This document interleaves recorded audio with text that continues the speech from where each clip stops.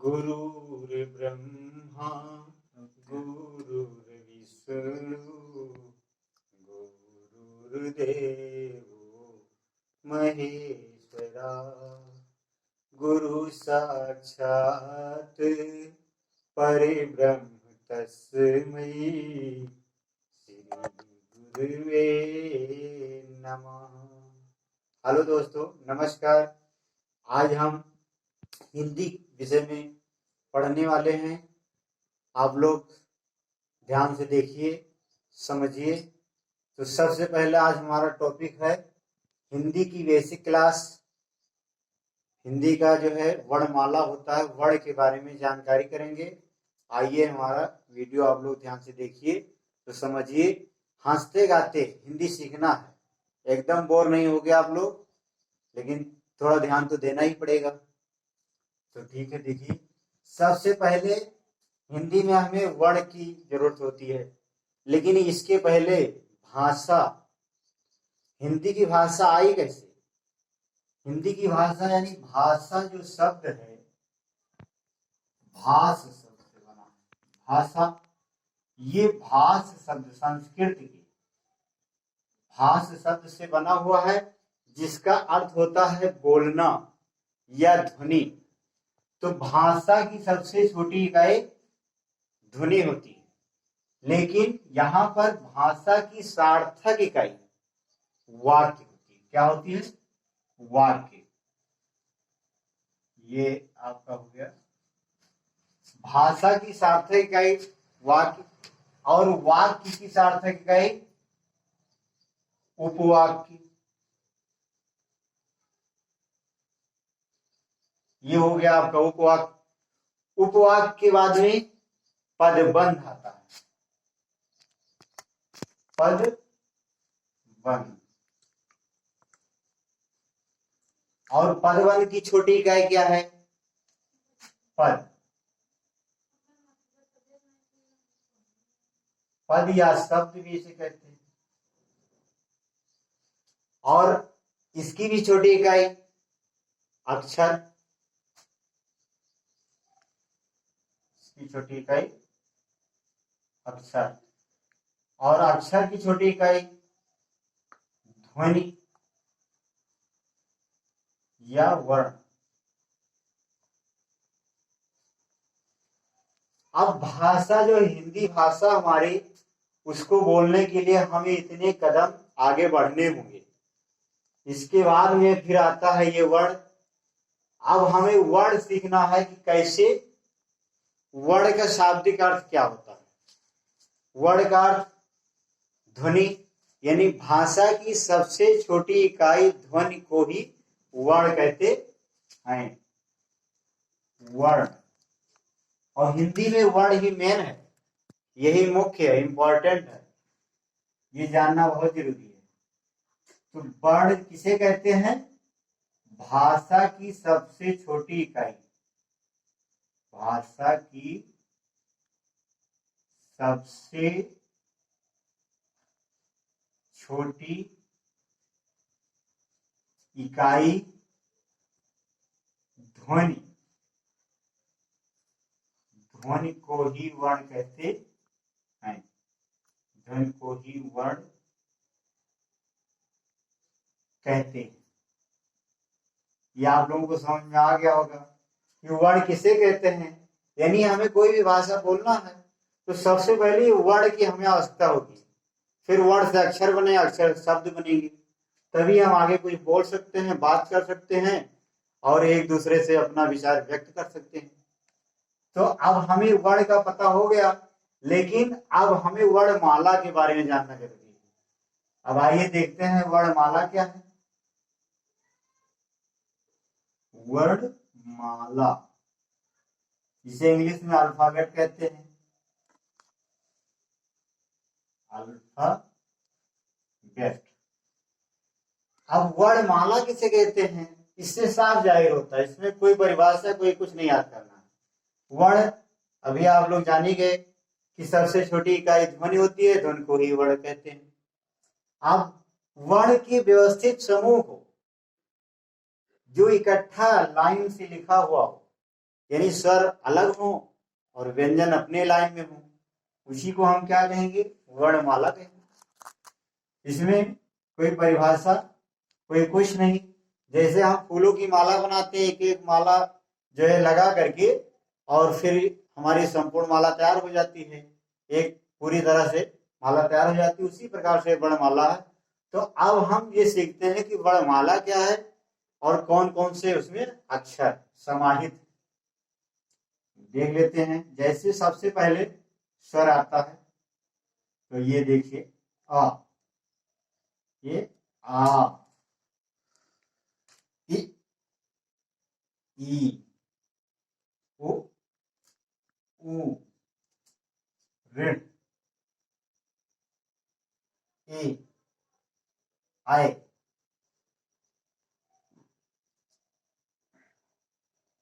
ओ, आओ, अंग।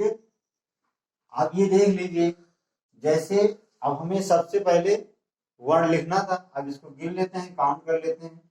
1 2 3 4 5 6 7 8 9 10 11 12 13। वैसे स्वर जो है इसमें 10 ही माने गए, लेकिन संख्या काउंट किया गया है 13, क्योंकि ये जो दो अक्षर हैं ये अयोग वाह में, लेकिन फिर भी यहाँ पे हमें स्वरों की संख्या अगर पूछी जाती है तो हमें 13 ही बताना है। कितना बताना है? 13। स्वरों की संख्या 13 हो गई। अब इसके बाद हम आते हैं व्यंजन। व्यंजन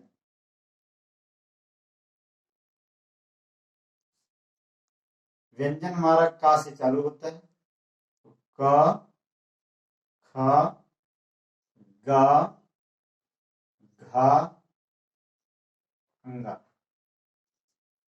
फिर है च, छ, ज, झ,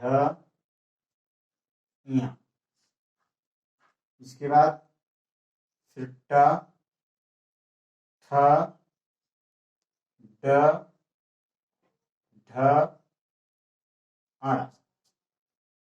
अब इसके बाद देखिए ता, था, द, ध, न। इसके बाद प, फ, ब, भ, म।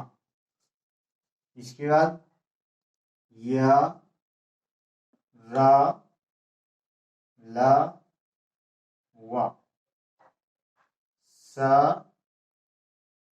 स, स, ह, छ, त्र, ज्ञ। ये हो गया। लेकिन अब इसमें भी अलग अलग इसमें नाम है। जैसे इसको हम क्या बोलेंगे, कवर्ग। कवर्ग का वर्ग कह देने का मतलब है हमने ये पूरी लाइन बोल दी। जैसे क, ये का वर्ग है, यानी का के साथ में ये 4 अक्षर है ना, तो ये वर्ग हो गए, यानी का वर्ग। इसीलिए इसको कहा गया कवर्ग। अगर कवर्ग के बारे में कहा जाए तो हमें समझ लेना चाहिए कि क वाली पूरी लाइन, का, खा, गा, घा, अंगा। अब इसी प्रकार से ये आता है चवर्ग। इसको हम चवर्ग बोलते हैं। जैसे पहला अक्षर च है, फिर छ, जा, झा, या, ये एक वर्ग है पूरा, तो इसको क्या बोलेंगे, चवर्ग। और फिर इसके बाद में इसी प्रकार से ये आपका हो गया टवर्ग। क्या हो गया, टवर्ग। टवर्ग में भी है, टा है और इसके बाद में 4 अक्षर ये और जुड़े हैं इसमें, तो टवर्ग हो गया। अब इसी प्रकार से ये देखिए, इसको हम तवर्ग बोलेंगे। तवर्ग यानी ता का वर्ग, तो ता ये है ही है, था, द, ध, न, ये 5 अक्षर हो गए इसमें। अब देखिए इसी प्रकार से ये भी है, इसका हम पवर्ग बोलते हैं। क्या बोलते हैं, पवर्ग। प, फ, ब, भ, म। अब इसकी प्रकार, अब ये देखिए आगे, अब हमारा ये 5 लाइन हो गया, 1 2 3 4 5। अब ये हमारे व्यंजन कितने हो गए, ये 25, इनकी संख्या हो गई 25। अब इसके बाद में जो या र ला व ये 4 अक्षर हैं, ये अंतः अस्त व्यंजन में आते हैं। इनको हम क्या बोलेंगे, अंतः अंतः अस्त व्यंजन। अब इसके बाद में हम ये जानना जरूरी है इसका क्या नाम है, तो ये उष्ण व्यंजन में आते हैं। उष्ण, उष्ण का मतलब गर्मी, जो गर्मी पैदा करते हैं, गर्म हवा निकालते हैं, इनको हम जो है इसी प्रकार से उष्ण व्यंजन के नाम से जानते हैं। देखिए उष्ण व्यंजन। अब ये बच रहा है हमारा छ उत्तर ज्ञ, इसको हम क्या कहेंगे, ये सब जुड़े हुए हैं आपस में, ज्वाइंट हैं, अकेले नहीं है, दो लोग मिलकर के फिर बने हुए हैं। इसको इसे हम संयुक्त व्यंजन कहेंगे। क्या कहेंगे, संयुक्त।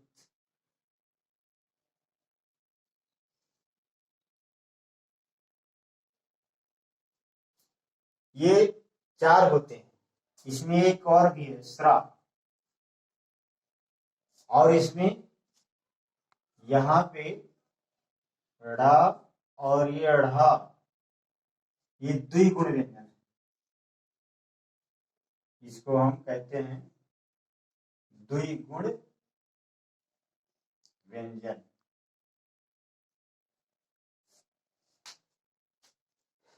अब इस प्रकार से ये अलग अलग इनका सबका नाम है। ये जो है 13 हमारे, यानी 11 ही है लेकिन 13 काउंट किया जाता है। बाद में हम अयोग वाह के रूप में अंक और आह, इसको हम जो अलग पढ़ेंगे, लेकिन अभी वर्णमाला में समाहित है इकट्ठा, इसलिए हम स्वर 13 ही मानेंगे। और वैसे 11 है, 11 2 ये मिलकर 13 हो जाते हैं। अब हम देखें ये व्यंजन 25 यहां तक, 4 अंतस्थ ये, और ये देखो क्या नाम है, उष्ण व्यंजन भी 4 है, उष्ण व्यंजन भी 4 है, संयुक्त व्यंजन भी 4। अब इनको हम इकट्ठा काउंट कर लेते हैं, और द्विगुण व्यंजन आपका 2 हो गया, तो देख लीजिए इकट्ठा हम जोड़ लेते हैं, 13 स्वर हो गए, 25 व्यंजन हो गया, और ये 4 4 8 4 12, 12 इधर हो गया, और 2 ये हो गया,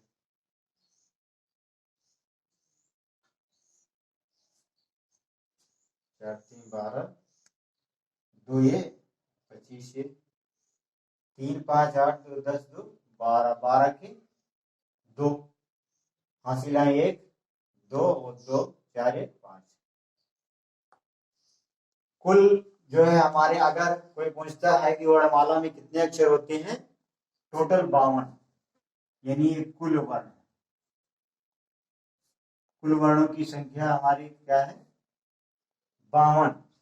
पहले 49 हुआ करते थे, लेकिन ये जो है ड़ा और ढा और ये श्रा, ये बढ़ गए।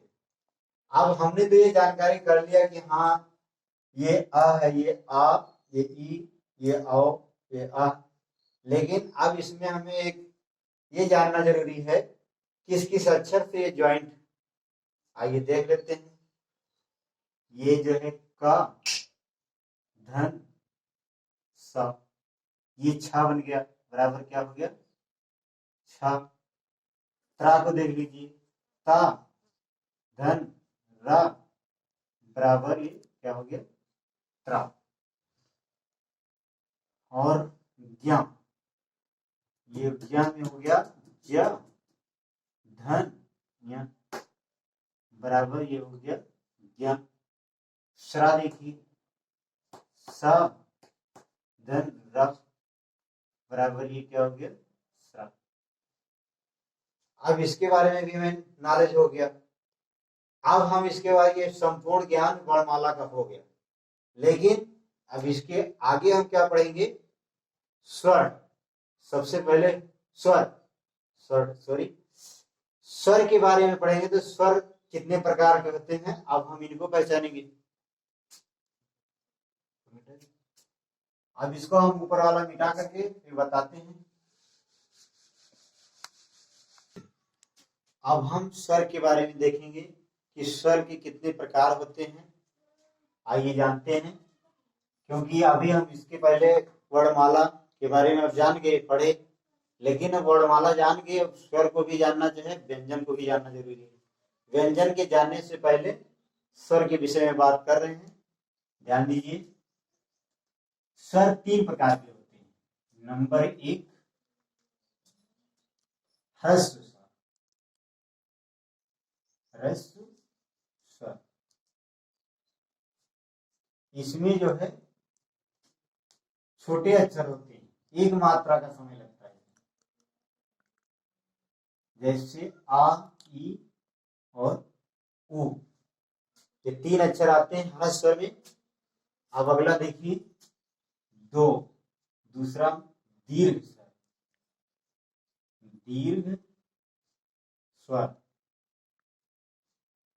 दीर्घ स्वर में यही बड़ा हो जाता है, जैसे बड़ा, बड़ी, बड़ऊ, ये, आय, ओ, औ, आ। ये दीर्घ स्वर, इसमें मात्रा का अधिक समय लगता है, इसमें एक ही मात्रा का आभास होता है। अब नंबर तीन, प्लुत स्वर। प्लुत, प्लुत स्वर का मतलब ये, और इसमें सबसे ज्यादा समय लगता है। जैसे ये इस प्रकार से तीन जैसे लिखा जाता है, जैसे हमें लिखना हुआ ओम, ये ओ लिखेंगे तो इसको ऐसे पढ़ेंगे ओम, यानी काफी देर समय लगता है, इसलिए इसको तीन जैसा हम बना देते हैं। इसी को हम क्या बोलते हैं? प्लुत स्वर। अब आप लोग जान गए होंगे स्वर के बारे में, ये मेन तीन ही होते हैं, और तो आगे बहुत कुछ है, लेकिन ये मेन होता है। हर एक परीक्षाओं में इसी में से क्वेश्चन उठाए जाते हैं। तो आइए अब हम होमवर्क दे रहे हैं, थोड़ा सा देखिए, और आप लोग उसको कमेंट बॉक्स में दीजिएगा उत्तर, कि किस प्रकार, किस प्रश्न का कौन सा उत्तर है। तो ये आपका होमवर्क।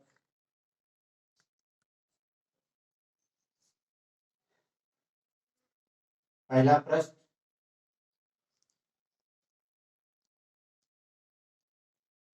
वर्ण किसे कहते हैं?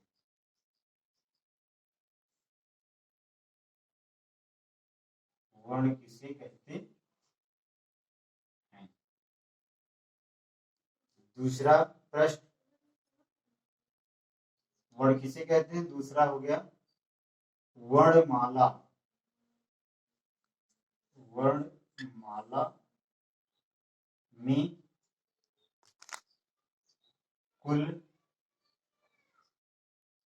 कुल कितने वर्ण,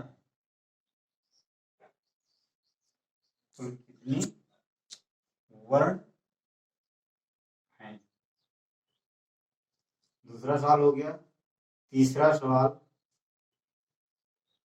द्विगुण, द्विगुण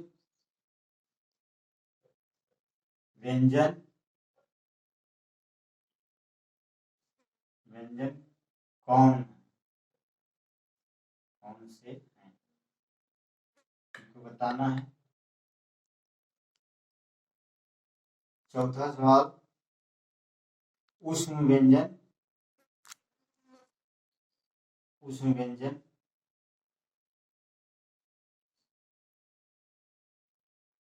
कौन से?